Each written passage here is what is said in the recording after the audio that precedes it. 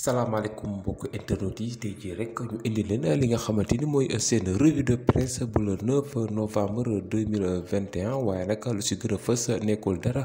lu dul conférence de presse bi nga xamante ni Pape Abdou Fall moo ko doon def foofee la ko doon defee ca Almadi pour préparer li nga xamante ni mooy choc bu dox si diggante ki nga xamante ni mooy Papa Sow bu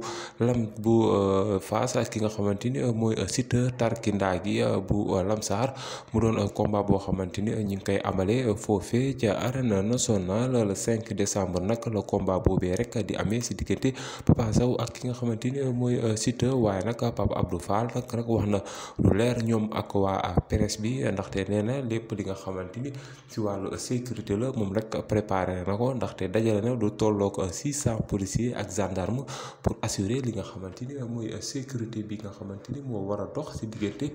Papa Sow ak Siteu mu doon combat boo xamante ni amateur yëpp ñu ngi koy xaar ndaxte combat bu ñu yàgg taxawal la. kii di Pape Abdou Fall nag yi tax mu def loolee rek ndaxte combat bi nga xamante ni moo doxoon si diggante double moteur ak Quench gis nañ ni nag nu Pikine meloon si ay agression dafa doyoon waar loolu waaye nag Pape Abdou Fall jël na ay matuwaayam yu mat ngir réussir si lépp li nga xamante ni si wàllu sécurité la si diggante Papa Sow ak Siteu ndaxte mbër yooyu rek Pape Abdou Fall ba léegi nee na mbër yooyu rek bëri nañ ay supporters ndaxte Siteu rek kenn du ko wax te waxoo ay supporters am ak mobilisation. bi nga xamante ni moom lay def si ay wàllu supporter saa yu amee combat waaye nag Papa Sow waa Fass ak waa Parcelles taxawu nañ ko ndaxte nee na rek du toog mukk kii di Siteu di ko dominer si côté mobilisation kon nag loolee rek da supporter yi xaar combat bu nga xamante ni combat bu nar a métti lay doon si wàllu supporter waaye nag si bëre ba tam dina métti loolu Pape Abdou Fall mu yebul foofu ndaxte nee na événement bu mag a mag lay doon si loolu moo tax Pape Abdou Fall dégagé lu tolloog 300 gendarmerie pour assurer lépp li nga xamante ni mooy sécurité la si ginnaaw stade bi loolu rek gendarme yooyu rek ñoom ñooy assurer li nga xamante ni mooy sécurité bu nekk si ginnaaw stade bi waaye nag Pape Abdou Fall yemul foofu ndaxte nee na mu ngi dànkaafu ñi nga xamante ni ñooy defkat yi ndaxte kuñ si jàpp rek boo moytul di nga dugg kaso sa giiru dund kon loolee rek muy dànkaafu képp koo xamante ni defkat la moo xam agresseur nga wala leneen na nga moytu ñëw si événement boobee rek muy combat bi nga xamante ni moom la taxawal muy diggante Siteu bu Lamsar ak Papa Sow ne waaye nag Pape Abdou Fall moom rek yemul foofu génne na lu tolloog 300 policiers ngir ñu assurer li nga xamante ni mooy sécurité bu nekk ci biir stade bi kon képp ki nga xamante ni defkat nga wala nga nekk ci stade bi di def li nga xamante ni neexul wala bokkul sax ak làmb boo moytulee rek di la jàpp te buñ la defeeree rek di nga am lu métti. Pape Abdou Fall bi nga xamante ni moom mooy président des associations des promoteurs moom nag nee na yamul foofu ndaxte signé na ak li nga xamante ni mooy pacte ak ki nga xamante ni mooy Khadim Ndiaye nekkoon fi ik mbër nekk foofee ca Thiaroye moom mi nga xamante ni jamono ci sax dafa yore li nga xamante ni mooy sécurité ay garde rapproché moom nag Pape Abdou Fall signé na ak Khadim Ndiaye pour yokk li nga xamante ni mooy sécurité bi kon combat boobu rek nañu xaar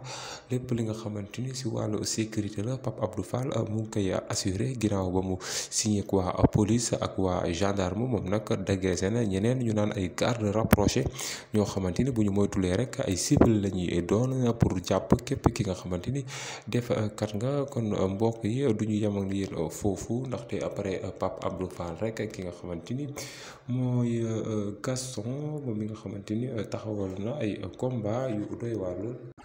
balaa loolee rek dinañ leen wax combat bi nga xamante ni moo dox si diggante Forza ak Pakala ñu nar ko amee rek le 28 novembre combat revanche la boo xamante ni kii di Pakala moo daanoon Forza waaye nag loolee yàgg na ndaxte Forza jamono ji rek nekk foofee ca Fass Ndakaaru ak ki nga xamante ni mooy Pakala nekk ca Mbuuru montagne combat bu nar a métti lay doon ndaxte seen combat bi passé rek combat bu neex lay doon la doonoon waaye nag combat bi bu ñu moytulee rek moo nar a gën gën a métti ndaxte gis nañ ni kii nga xamante ni mooy Forza boobu ba léegi rek mënul fexe ba daanu waaye nag laaj bi mooy est-ce que Pakala mii rek dina arrêté ki nga xamante ni mooy Forza bi nga xamante ni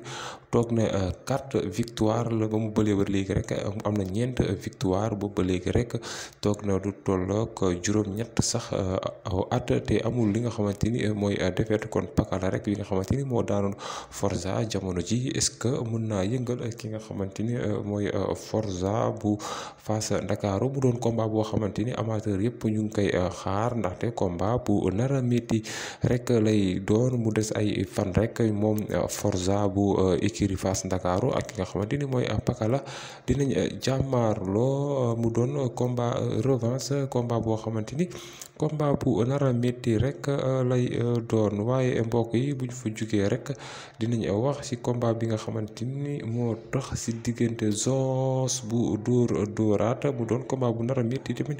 moom ak Aliou Seye bi nga xamante ni moo fi daanoon ki nga xamante ni mooy Issa Pouye bu Caaroy Géej ñu ko naan le Kayma mu doon aussi combat boo xamante ni amateur yëpp ñu ngi koy xaar ndaxte dañoo nam ki nga xamante ni mooy Zoss moo xam ci ambiance wala sax ci bëri wala sax ci face à face yi nga xamante ni mu ngi koy préparé moom ak Aliou Seye di poulain bu Lac de Guiers numéro 2 waaye nag mbokk yi lu leen di xamal mooy mu doon première sortie bu Gaston Production moom nag mooy jël le 28 novembre boobee waaye nag combat boobee rek du amee fenn fudul foofee ca arène nationale bu Pikine diggante ki nga xamante ni mooy Zoss bu écurie dóoraat ak ki nga xamante ni mooy Forza bu écurie ak ki nga xamante ni mooy Aliou Seye numéro 2 bu écurie Waalo kon nag